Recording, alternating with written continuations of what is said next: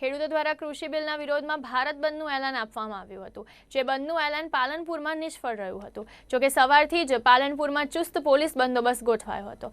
પોલીસે સવારથી જ કોંગ્રેસ કાર્યકરોની અટકાયત કરી હતી, જ્યારે પાલનપુર ધારાસભ્યને પણ નજરકેદ કરાયા હતા। ત્યારે ધારાસભ્ય મહેશ પટેલે ભાજપ સરકારને હિટલર સાથે સરખાવી આકરા પ્રહારો કર્યા હતા અને કોઝી વિસ્તારમાં પોલીસની હાજરીમાં જ કલમ 144નો ભંગ સાથે સોશિયલ ડિસ્ટન્સના પણ ધજાગરા ઉડ્યા હતા।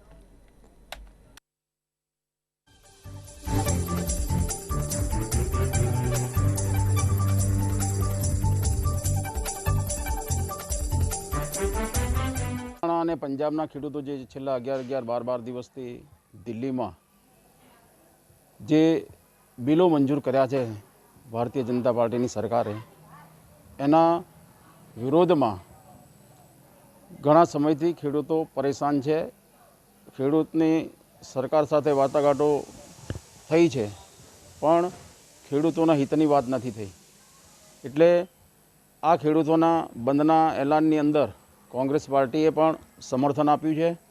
અમે પણ ખેડૂતોની સાથે છીએ, ખેડૂતોને સમર્થન આપીએ છીએ કે આવનારા સમયમાં ખેડૂતોને આ કાયદાઓથી મુશ્કેલી ના પડે, એના માટે અમે ખેડૂતો સાથે છીએ। આજે અમે કંઈ પણ કાયદાનો ભંગ કર્યો નથી। અમે અમારા નિવાસસ્થાનથી બહાર નીકળવાનો પ્રયત્ન કરીએ, અમારા બીજા કોઈ કામે જતા હોય તો પણ અમારા કાર્યકરોની ધરપકડ કરવામાં આવે છે।